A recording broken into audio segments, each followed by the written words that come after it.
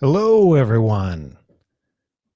Welcome to the 6 weeks to your dream job workshop. Let's get right to it. I'm Scott Barlow of Happen to Your Career. And I want to, before we get started, share with you my promise to you. So here's what we're going to cover. We're going to help you figure out what you want. Specifically, we're going to talk about focusing on what companies you want to work with. We're also going to talk about finding the hidden jobs that nobody else really knows about. And then, more so than that, I'm going to give you some specific things to do, some principles and techniques that will work very effectively that just other people aren't doing. And they'll probably surprise you a little bit as to why they work so well. And then we're going to talk about the unfair advantage. We're going to talk about how to, once you have a job offer in hand, once you have gone through, step one and step two, and gotten that job offer, what to do to negotiate your salary. And I'll tell you specifically what to do and say in order to make that happen. So we get to talk about all these things. And all of these lessons are straight out of our 6 weeks to dream job online class. We'll mention here a little bit as we go along. So, who's this workshop for? If you're in a place where you're in a good job, but you just can't see doing it forever, you just don't want to be there forever. Maybe it doesn't perfectly fit you, or maybe your life situation has changed a little bit, then this workshop is for you. Or maybe you despise your job, can't wait to get out. Yesterday is not soon enough. And you get that feeling in your stomach when you think about having to go into work. That's not a good thing. But if you're in that place, this workshop is for you. Or maybe you're just not 100% sure of what you want to do. You haven't figured that out yet, and that's okay. But this workshop is probably also for you to help you make some of those steps and get more experience, to get well along your way so that you can figure that out. Or maybe you've already tried to make a career change or want to make a career change, but you're just not sure where to begin, and it gets overwhelming. And you want to know some of the best ways, the most effective ways to be able to make that happen. And if that's the case, then this workshop is for you. If you're in any one of those categories, then you have come to the right place. But I want to tell you a little bit about what led me to today's workshop. Now, 10 years ago, Alyssa and I, and by the way, Alyssa is manning the comments box. So if you haven't already, get logged in and you can say hi to her. So Alyssa and I sealed the deal. We got married, and I, for some reason, felt that I needed to take I take the job which was available to me, which was a great opportunity. I thought it was a great opportunity at the time, and other people told me that it was a great opportunity, and I took that job, to have some stability. And this was, not too long out of college. And then we moved down to Portland, took that first professional job. Once I got there, couple months in, I realized that maybe I had made a mistake, but continued to work in it for another full year. And finally, when I was just absolutely fed up with it, I finally admitted to myself that maybe this wasn't a good decision. That I actually really despised the job, and I wasn't really all that good at it, quite frankly. So my boss, who I decided to be blatantly honest with, and I told that I was having second thoughts, apparently felt the same way, because guess what? 3 weeks later, he fired me. And he probably should have fired me because I wasn't really that great at the job. But that forced me into a situation where I had to, in a very short period of time, because we didn't have tons of savings at that point, make a career transition. We had a mortgage, and we're wanting to have a family at some point, and we're in that place, and I absolutely had my back up against the wall, needed to be able to make it happen. So I went ahead and started figuring out what I needed to do to make that career change. And I tried a bunch of stuff, and it was really frustrating at first. And I started interviewing with companies that I actually wanted to, because I didn't have a lot of experience, uh, and I really wanted to move into HR. So eh, I finally started figuring out what was working, and over a 6 week period of time, ended up interviewing with multiple companies like Nike and Dish Network and Target. And all these companies gave me more and more and more experience in making this initial career change. And I'd swore for myself at that point, that I would never again do work that I didn't want to do and that I didn't love and that I couldn't be great at. And that was really, really important to me. So I was determined to make that career change. And I did. I ended up getting a job with Target. And I that was a great job for me, but I know what it feels like to be in a job that you don't like too. And I would ask you, have you been in anybody here been in a job you didn't like? And if you have, you know that feeling, and you know how it can impact you both ways. So I finally made it to a job that I really enjoyed with Target. Amazing company. Negotiated my salary along the way. Took a $4,000 increase just straight off the bat, just by changing jobs after getting fired. And then shortly after that, after a couple of years in, we had some babies, and we had, a couple of kids at that point, started a family. And if you've been around kids, if you have kids, you probably know they turn things upside down. So that was a problem, because what was my dream job before wasn't anymore. And I had to do it all over again. My situation has changed. And that's kind of the funny thing about dream jobs, is that realistically, they are a moving target. Your life changes, your situation changes, and what was good for you then, you might be in this place right now. What was a good job for you then might not be anymore, or maybe your situation has changed. So I had to once again make this happen all over again. So I made another career change. And that was something that I did several times over the course of the next couple of years. And eventually I started working with other people. Eventually people who were hearing my story became interested, and I started doing coaching and giving advice to other people about their careers. And eventually that led me to HTYC, where I started getting to work with people like Kevin, as an example. Kevin's situation, and yours might be the same. He had 4 different kids, actually. So he's got a big family, and he had to make a job change too. And he just didn't have a lot of time to do it in. So we're going to talk about him and his situation and how he did that. But he got multiple job offers in less than a month, and had already been through a job search before that, where he just had terrible results. So he ended up getting an 11% increase overall. Or people like Maggie, when we started talking to her, just really was in a place where she didn't know what she wanted to do. She told me that she was so over her job, and she needed some help, not only figuring out what it was that she wanted, but at the same time, figuring out how to make that transition. So she ended up, after everything was said and done, going from communications and training, or excuse me, communications and marketing, into a training type role in the leadership and development space. And at the same time made a 12% increase, which was just amazing, right? So, or people like Andrew, as an example. Andrew, he was already with a job that he enjoyed, and really wanted to do the same thing or something similar with a premier company and gain more experience, continue to better himself. And he was able to get that job offer. He was able to, oh, this was actually really cool. He wasn't entirely sure which one he wanted to take at the time. So he went and talked to both companies. I helped him be blatantly honest with both organizations, and then ended up getting them both to raise their offers, one to keep him, and the other one, came back to where it was going to be a 25% increase. So he ended up accepting the new job at Amazon in particular, and took a 25% increase, which was just massive for him. So we'll get to talk about their stories and how they did some of those things, and even more as we go along here. So before we do that, though, I want to tell you a little bit about how you can figure out what you want to do in your career. Now, this is really important, because most people are not doing this. Most people are not taking the upfront time to figure it out. And in every situation that I just talked about with Kevin or Andrew or Maggie, they all first had to figure out what they wanted. It didn't just happen.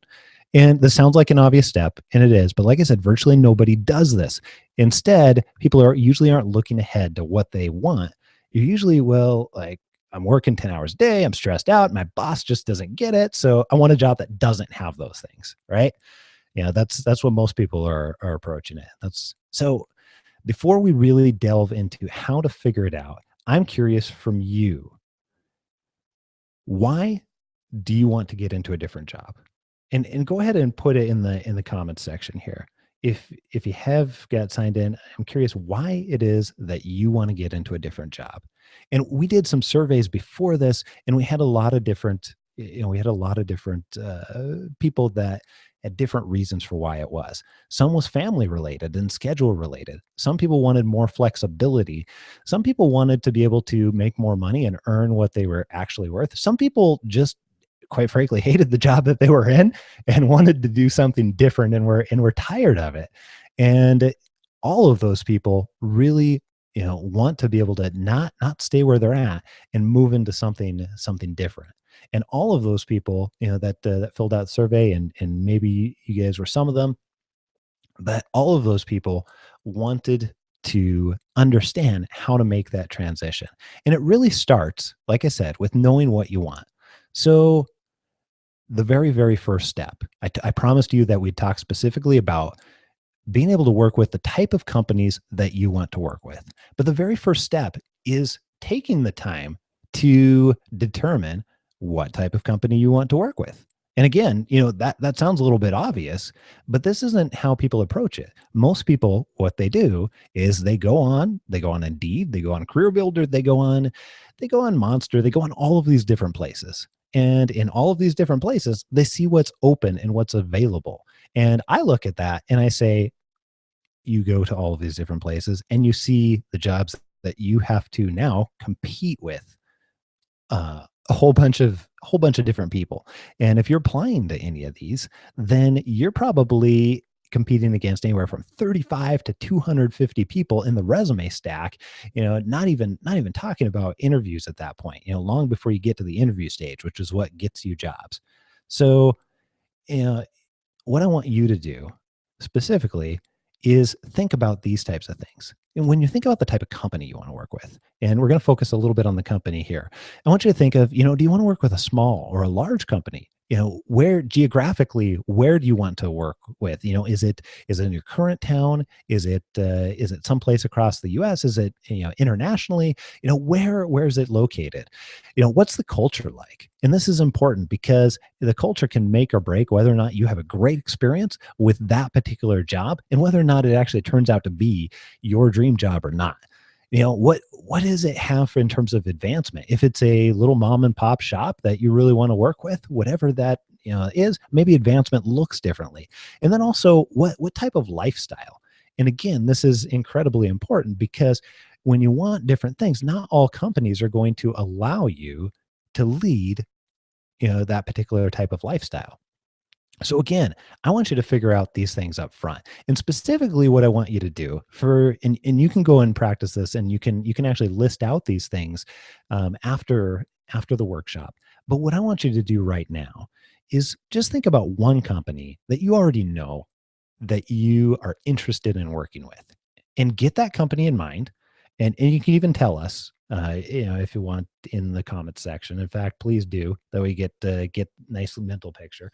And then we're going to use that. So think about that as we go along. So whether it's a Google, or whether it's a smaller company, or a local company like Umpqua Bank in over in Portland area, um, whatever it is, I want you to get that in mind.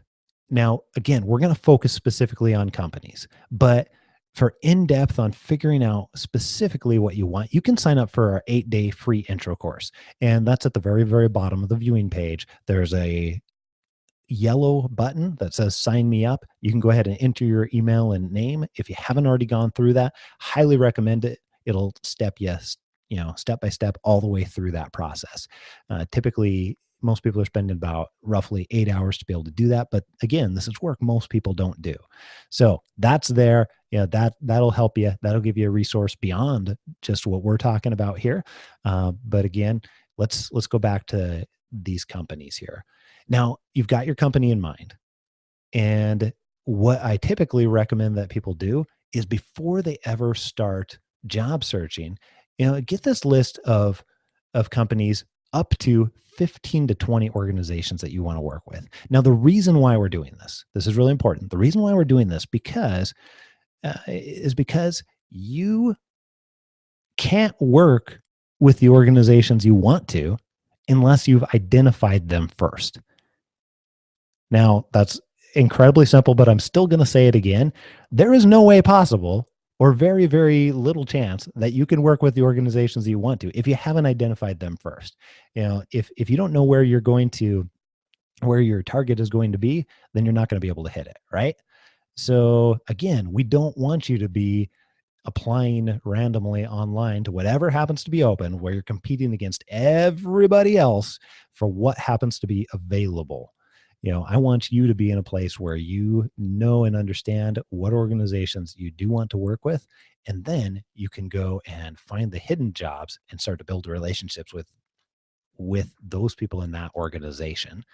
And so, like I said, for the sake of example here, get that company in mind. Now, let's talk about these hidden jobs and how this actually works. And then this choosing a company will start to make a lot of sense to you. Okay, so when a company's hiring somebody new, what type of person are they going to hire? And let me ask it a different way. When you're hiring manager, and the hiring manager is the person who is posting for the position, it's going to report to them. That hiring manager, who's got probably a lot of authority in who they hire, says, I'm gonna hire a new position, or I'm creating a new position, or I'm replacing it for somebody else.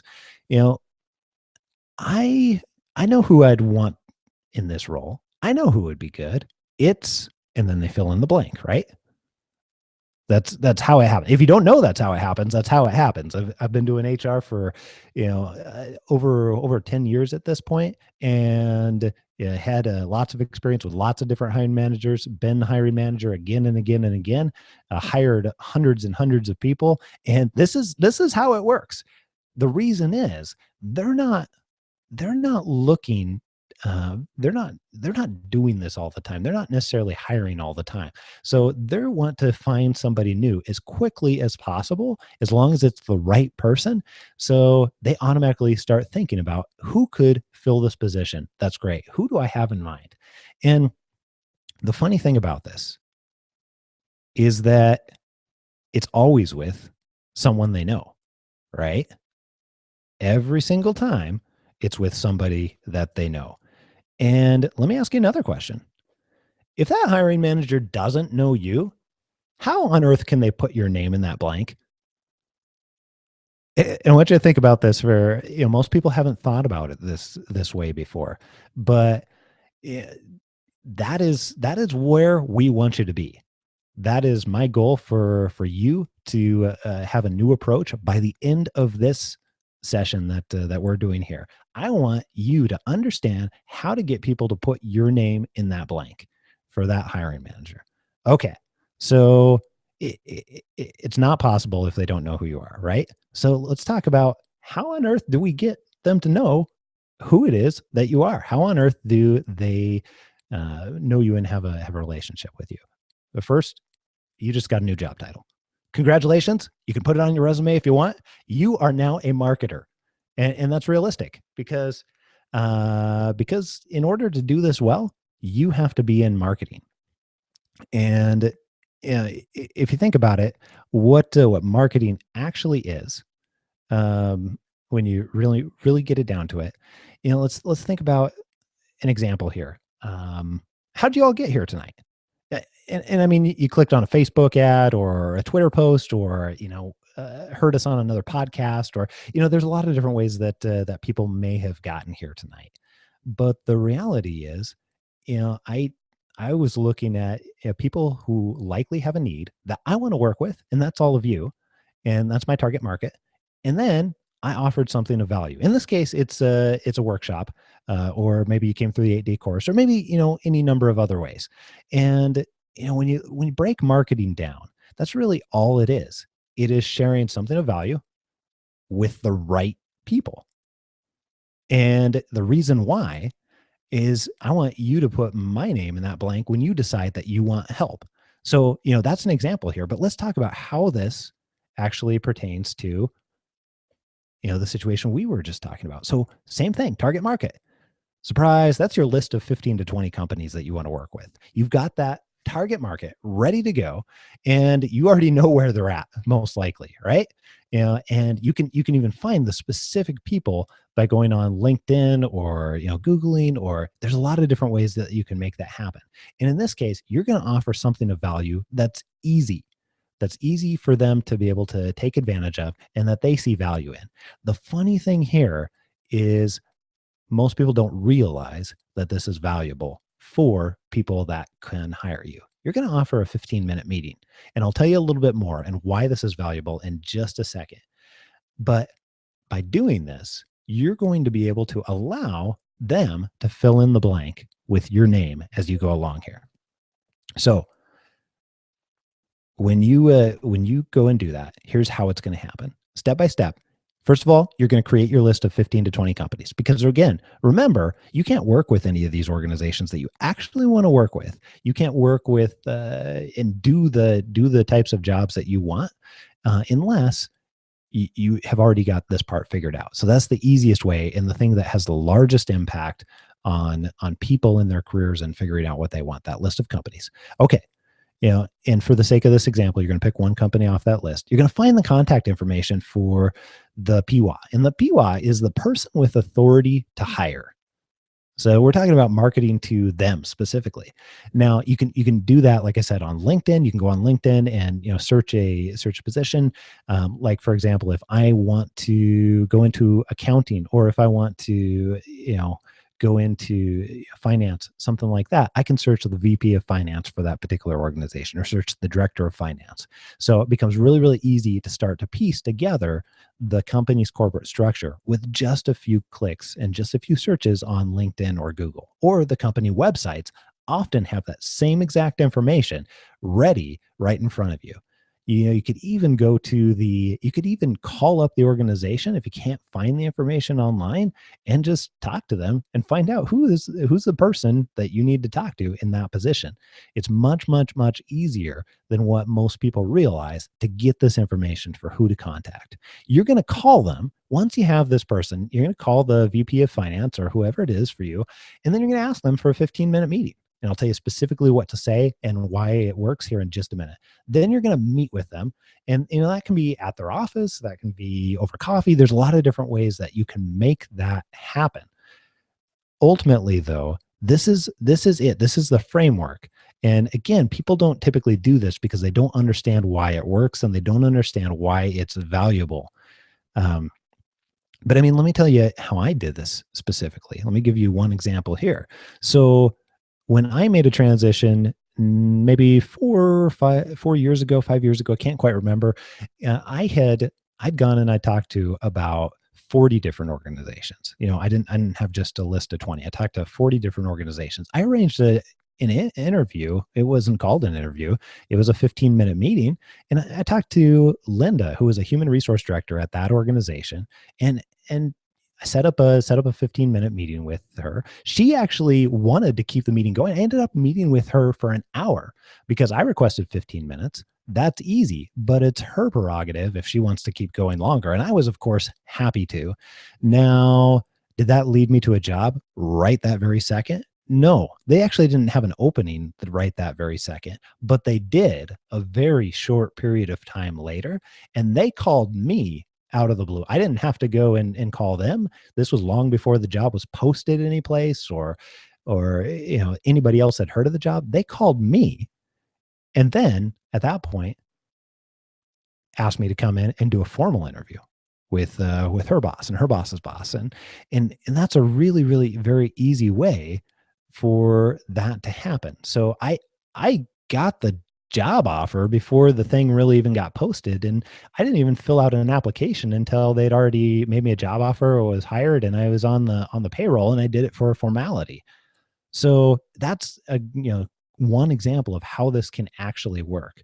And when I asked her afterwards, why why it made a big difference. She said, it was just so different that you called me and wanted to meet and come talk to the organization that you stuck out in my mind, stuck out in the mind of potentially, hundreds of other applications. And and that's what ultimately led to me building that relationship up front. So let's talk about more detail. Here's the script.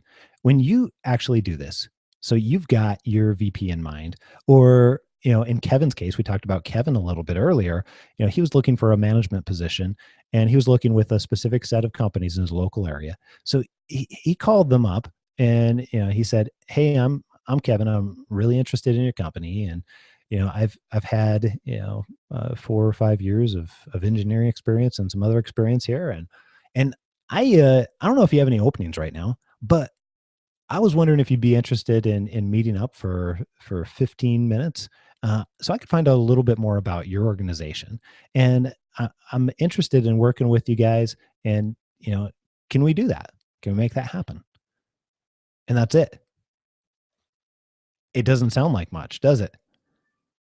But you'll find that people who are in director level positions, VP level positions, management level positions, they have a vested interest in scouting out new talent for their organization because they know at some point they're going to have an opening, and they want to have somebody ready to be able to move into that opening, as soon as possible.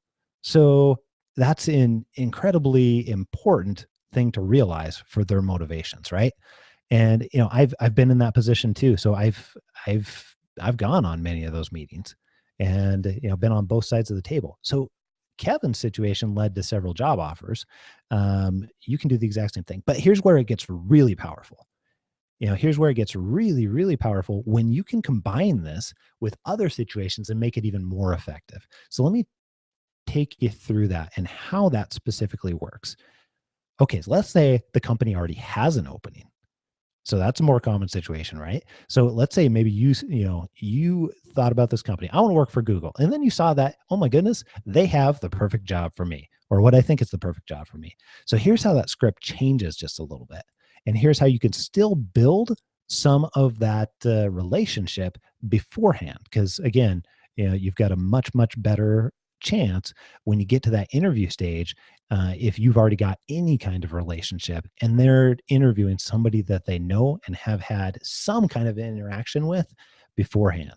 So instead, you say, "Hey, I'm Scott. I'm really interested in your company, and I've had about 10 years of experience working in HR and a bunch of different companies, multi-unit, multinational companies, and I'm really interested in your organization. I noticed that you had an opening, and I'm really curious what you're looking for in this role." Okay, so this is important. It's important because, obviously they've got the opening, so they have a vested interest. But it's really very important because you will then get the cheat sheet for when you end up meeting with them later on for the interview for this role right here and now. They're going to tell you. So you listen to them at this point, listen and see what they have to say. And if you're interested, then you can say, "Hey, I actually have a bunch of that experience that you're talking about. I might be really interested in this role. Would you be willing to meet up for 15 minutes or so I can find out a little bit more so that I don't waste your time, going through an application process or having to screen me out or anything else." Yeah, and that's it. That doesn't, again, sound like very much, but that's the beauty of it in that simplicity. So that's something that you can apply immediately. And again, here's the part that people don't realize. They don't realize that by doing that, they're adding value to those hiring managers. You don't realize that they would much rather talk to you on the phone for a few minutes or talk to you in person rather than having to sort through resumes that maybe the right HR recruiting department printed out for them or sent them over on some system that really just doesn't work that all that well, and it's difficult to read on their iPhone and all these other things. You don't realize that you're adding a ton of value and actually saving them time by volunteering to do that. They would much, much rather be there in front of you talking to, especially if it lines up. And, it might be somebody that they can hire in that role. So, okay, so here's another example as we go along. Um, you can have a friend refer you, and this is another great combination. So you can do this by having them create an introduction for you. And this is critical that if you do this, you volunteer to do as much of the work as possible and make it much, much easier on everybody involved. So what I mean by that is you can call up your friend and say, hey, I know that you work for Starbucks or you work for, whoever it is, you work for Starbucks. And I was wondering if you would create an introduction for me. Could you send an email and I'll even write the email script for you. And then you just forward it over to that person if everything looks good. And then in that email script, it'll say that I'm going to follow up with them and I'll follow up with them after that. So again, by you doing all that work, it makes it super easy. They're now going to send it because all they have to do is glance at it and then, change it around so they can forward it to that person, and try and get them to forward it to a person that has the authority to hire you, as opposed to just some random person in the organization. It's going to be much, much better if they can get you directly to that person that has that authority or has the decision making power to actually bring you onto the organization.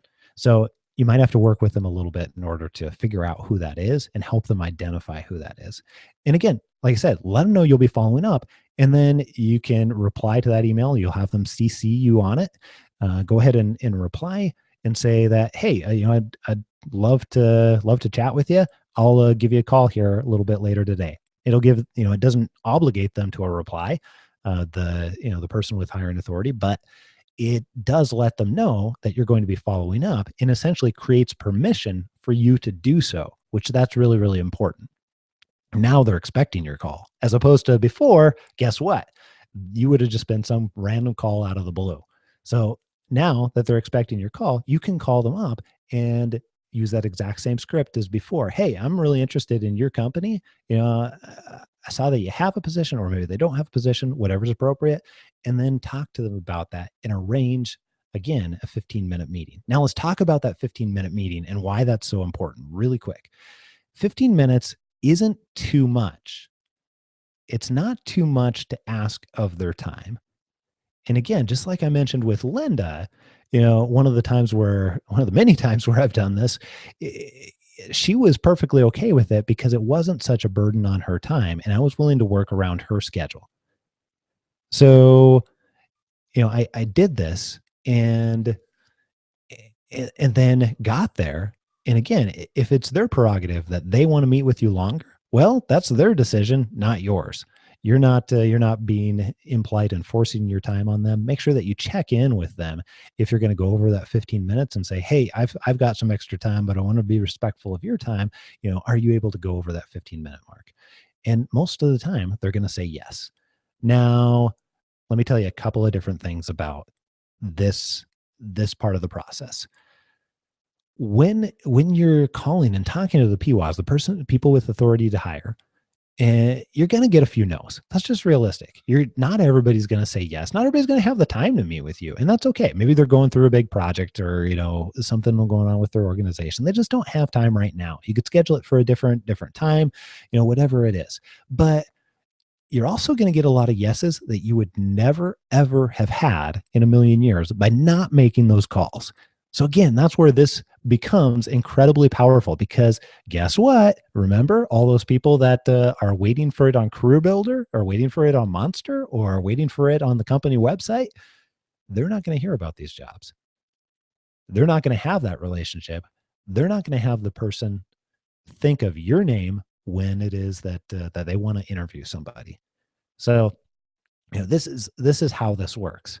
And if I just look back, let's say I didn't know anything else, and I just looked back over my HR career, and or even the times where I've been hiring for myself, and think about the number of people that have actually called me and done this exact same thing. I tried to count it up the other day, and to the best of my recollection, it wasn't very many. It was maybe 20 people max over my entire career. And guess what? as near as I can remember, we hired about 30% of those people. Coincidental? I don't know. And I've seen the exact same thing again and again and experienced the exact same thing coaching others again and again. When people have built any kind of relationship with the hiring manager or the organization or the people in that organization, it gives you a massive advantage. Now, I could have gotten on here and told you tons of things about interviewing. We could delve into interviewing left and right, and I could spend 8 hours talking to you about great ways to interview. But the reality is, if you do a really great job building a relationship before that, you can have a pretty mediocre interview and still get a job offer. That's just being realistic. Now, you're on here because you want to understand the most efficient ways to be able to get to your dream job. And again, that's why I'm focusing on these things. Is that a little bit counterintuitive? Yes. Does it work? Yes. And we actually I mentioned 8 hours. We have literally 4 hours of interviewing course inside our Work You Love One Stop, our membership site, as an example. So there's a lot that can be done in interviewing. But if you do the relationship piece really, really well, you won't need it. So let's talk about, let's assume that you at least do a mediocre interview. They offer you the job because you've already got some of that relationship. You already had a much better advantage going into it, and this especially works if you're career changing. When you have that relationship, you can get jobs that you maybe thought you weren't qualified for or didn't have job title experience. So like Maggie is a great example. We talked about that. She didn't have the resume experience, didn't have the job title experience, and still made that transition right into that next job. So once you have that job offer, then I want to talk to you about how you negotiate that offer. Now, when I say negotiation, that I found that term scares people a little bit. So I don't want you to be scared of it. This is what it's called, but really it's how to ask for more and actually get it, and how to get paid what you're worth when you really get right down to it. So I want you to understand, first of all, you already have the advantage. Now, why is that? Well, typically you've just spent weeks and sometimes months and sometimes even longer. Um, and out of all the people and time and everything, they chose you. They decided that of this massive stack of resumes, or whatever it is, whatever amount of time and resources, they chose you out of all that. And you know most companies are not looking for somebody until it's already past the point where there's a need, right? Somebody's left, there's a ton of work. They've got some serious motivation here to get this thing filled, and they're not wanting to go through this process again. So you already have a ton. You've got just a ridiculous amount of leverage here, is what I'm going to call it. And quite frankly, it costs less for them to throw you, a few $1,000s, in some case, ten or $20,000, than to go and look for a new person, because then they have to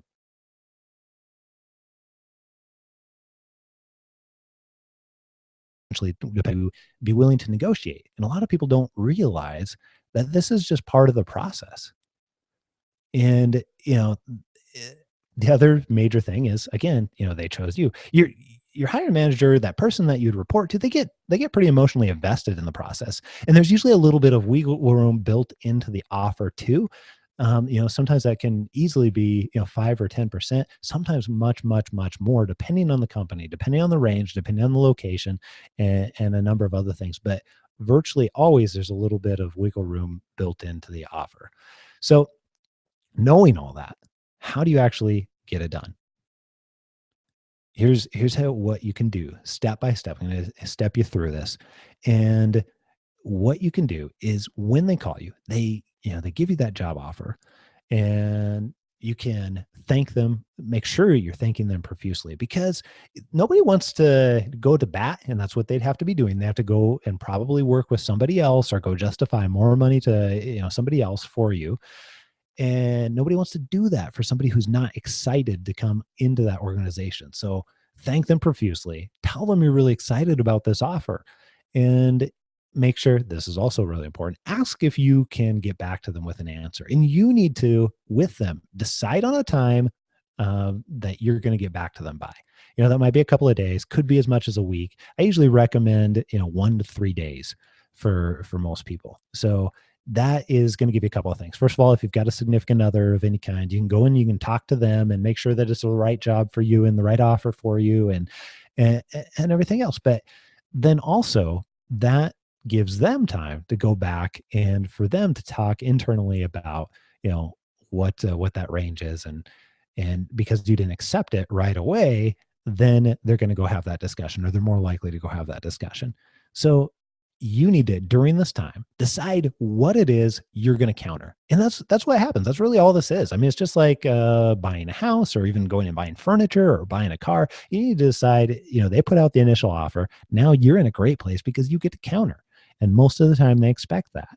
So again, you know, there's usually that buffer room built in. And you can actually sweeten the deal too. You can get extra vacation. Sometimes it's easy for companies to throw in extra vacation, you know, even potentially off the books. Other types of perks, you know, car, laptop. There's lots of different things that you can ask for, and you can be as creative as you want to be. But you're going to call them back. You're going to, again, reinforce how excited you are. And then you're going to let them know what I'm really looking for is $94,000. And, you know, I am wondering, you know, I really am interested in the job, but I'm wondering, what can you do to get to $94,000? You know, what can you do to make that happen? And you're just going to let them respond. A lot of times they might have to go talk to somebody else. So you might, at that point, agree for them to call you back. And then you're gonna ask when you can follow up. And then at that point, they're going to come back, and they're going to say one of a couple of different things. They're going to say, yeah, we'll give you $94,000. Maybe their initial offer was, I don't know, 84 or something along those lines. Whatever it is, yeah, they're going to either come back with a counter offer, they're going to say yes, or they're going to say no. Now, the thing people get afraid of when they get to this point, and the biggest reason why people don't negotiate, you remember Kevin a little bit earlier that we talked about? You know, he was scared to do this, and his wife was really scared for him. She didn't want him to lose the offer, and that's what most people get scared about, that they're going to pull the offer from you.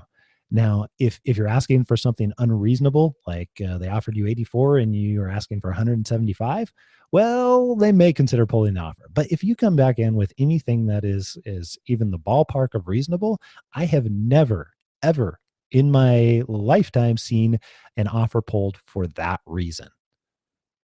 And it just doesn't happen. It's so rare that it's just unlikely to happen. And that so what people are getting scared of is just unfounded. So if you don't ask, you'll never know, and you probably won't be, over the course of your lifetime, making what it is that you're actually worth, because you can do this with every single job you do for the rest of your life. Every single job offer you get for the rest of your life, you can negotiate for more, and you can drive your salary up. You know, let's assume that you're getting into your dream jobs and they're jobs that you want to be in, but you can drive your salary up thousands and thousands and thousands and tens and twenties and, you know, 40 thousands of dollars.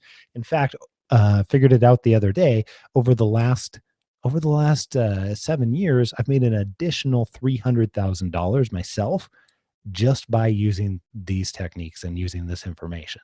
So how's that for the price of a free online class right there, right? There you go. Your gift to potentially 300 grand or more. So let's recap a little bit, because I just went through a lot of information, just went through a bunch of stuff that some people may have heard of, some people may not, some people might have used, don't necessarily know. But really quick, here's what I want you to do. I want you to first, again, figure out what companies you know you want to work with. Create that list of 15 to 20 companies, and to help you with that, you can determine why you want to change in the first place, and that'll help you get to what type of organizations you do want. So create that list of 15 to 20 companies to contact. Look them up on LinkedIn, look them up on Google, and then, you know, get that contact information so that you can make that call to that person at that organization and actually talk to a person who can be in a position to hire you. And then after that point, I want you to go through their process, and you're going to ask them for, you know, you're going to ask for 15 minutes of their time. You're going to meet with them. Get them on the phone and schedule a meeting. You might get some no's, but you'll get some yeses too, and go through their process. And then once you get a job offer, don't accept it right away. Instead, again, let them know you're excited. Ask for a few days, then call them back after you decide what your counteroffer is, and then put your counteroffer in, again, reinforcing that you're really excited about it, and see what they say. And again, you're going to get an answer of one of three things. It's going to be a no, it's going to be a yes, or it's going to be they're going to counter again. And even if they say no, you can actually turn that into a potential more money down the road much, much sooner than you ever would have. You can say, okay, well, I still want the job. I'm still really interested. Can we agree to 90 days, do an evaluation, and then go ahead and raise it at that point in time, if I'm doing everything and I'm exceeding what you guys expect? And that can work really, really, really well. Get that in writing and then move on. So no matter what, and then knock the job out of the park so that when that 90 days rolls around, you can still get that amount of money. So that's another way to even turn a no into a yes. And I've seen this stuff work again and again and again. So, all right. Now, here's my question. Does anybody here want to know a faster way and better way and more efficient way? I I am guessing probably yes. So, here's what I want to introduce you to. I want to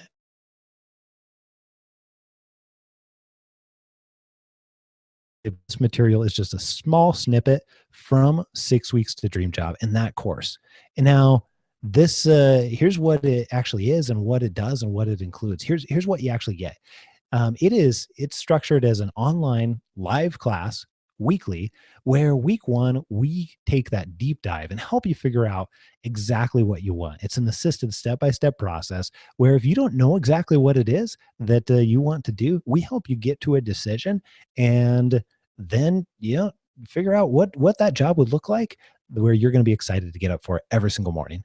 Now then, we focus week two into that dream job hunting routine, because routines are incredibly important. And this is what is going to actually allow you to focus on the right things to where you spend your time so you can make this career change in a very short period of time. This is part of the reason why it's called 6 weeks to Dream Job. Now, week three, we do delve into those interviews.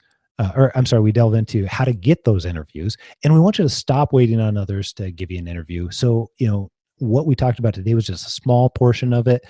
We teach you many more ways where you can take charge, take control of your career, and actually get those interviews. Because getting that interview and getting that in-person contact is what leads to a job offer. If you don't have that, you won't get a job offer, right? You can't do that sitting at home, applying online, in your jammies. It won't happen. So after that, week four, we networking, where you get to not only leverage your current relationships, but we teach you specifically how to ask your friends, your family, your contacts. We teach you to do it without the awkwardness, and we teach you how to share that information so that they're going to help you get to the job of your dreams. And then in week five, we teach you, we do we dive deep into those interviews like I was talking about, and you learn to interview so well that, and I've literally seen this happen, in Kevin's case. Mentioned him a couple of times throughout here, but he was sitting in the parking lot after one of his interviews, and he didn't even get out of the parking lot. He's just decompressing, sitting in the parking lot where, he just started to drive away, and they called him asking if they could make a job offer and if he'd come back to the facility. So, we want you to be able to do that. And Kevin went through this exact same information. And then we teach you, after you get that job offer, to be able to negotiate like a pro. And, I give you a small snippet, but we help you understand all of the different situations, and we tell you be able to make, actually, I show you how you can make an extra $1 million over your lifetime just by asking and just by doing some of that negotiation like we talked about. So again, gave you some of these small things tonight, but if you really want to dive in deep and get a bunch of skills that you can use throughout your entire lifetime, then we're going to actually give you even more. With this, includes membership to the Work You Love One Stop, which is our access to experts. It's our access to training, private Facebook groups. So you can get everything you need to be able to get multiple job offers for work that actually fits you and you actually want to do, right? And then once you get that job offer, I want to get on the phone with you for 15 minutes to help make sure that you're getting an offer that you deserve. And I gotta, I guess, brag a little bit or whatever, but I want to keep my track record because right now, currently, I've got 100% track record for every single person that I've gotten on the phone with, to where they've gotten offered more in a short period of time than what they what they originally got. So the minimum amount was $2,000. The maximum amount was well over tens of thousands. So again, I want to go ahead and let's recap here and talk you through that. So Work You Love One Stop membership normally costs $600 a year. Those 6 classes, that's worth $1,800. Normally when I'm coaching people, I charge $300 an hour. So that's a total of $1,800. And then that negotiation call, which, will lead to a minimum of $2,000. That's a massive amount, right? So $2,000 for a total of over $4,000 is what this is actually worth. $4,000. So that's a pretty large amount of value. What are we actually charging for it? 495. Or wait, there's actually an even better offer that we're doing only for people who are on this webinar just till midnight tonight. If you try our Work You Love One Stop for $1 for 30 days, then you can, if you decide to stay in the Work You Love One Stop, you can actually get this course for free. So it's $1 for 30 days. And then after that, it's $49 a month for each additional month that you decide to stay in. You can cancel at any time. So either one of these options is a great value. One, one way may work better than another for you. But what I want you to do is I want you to go there right now to this link to be able to sign up. You can either, again, try out our Work You Love One Stop for $1. And you can also click on the yellow button below. And the one stop offer, like I said, ends tonight at midnight Pacific Standard Time. But if you try that out and you don't like it, you can cancel, risk free at any point in time.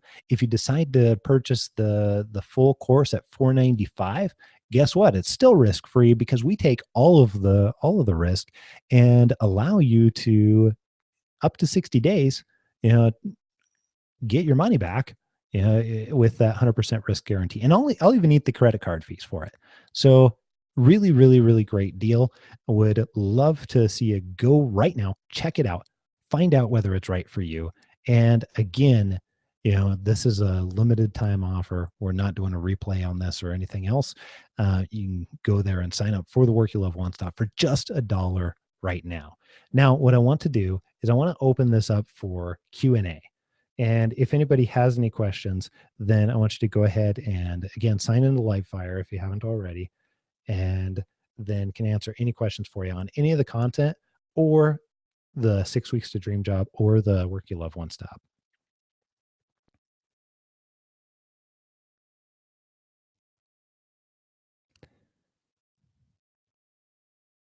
All right, so I'm wondering if people had a little bit of trouble signing into Livefire because I'm showing that we've still got about a bunch of people listening, not necessarily in Livefire. So if you're in there checking that out, then you can also email me if you have any questions. I will be around on my email for a little bit longer. But what I'm really hoping is that you got a bunch of information that you can put to work immediately out of this. And again, like I said, what we talked about tonight was free, but that's the stuff I've used over and over again for clients, friends, myself, to be able to make these different types of job transitions. So go ahead and let me know again if you have any questions. Scott at happentoyourcareer.com. Can drop me an email if you've got a specific private question that's not answered on that page. And thank you so much for attending our workshop. I, again, really appreciate it. Enjoyed having you here. And as you can tell, I love talking about this stuff. love helping people get to where they want to go. And, hope that you got something out of it that you can put into action right away, too. Thanks so much. Have a great night.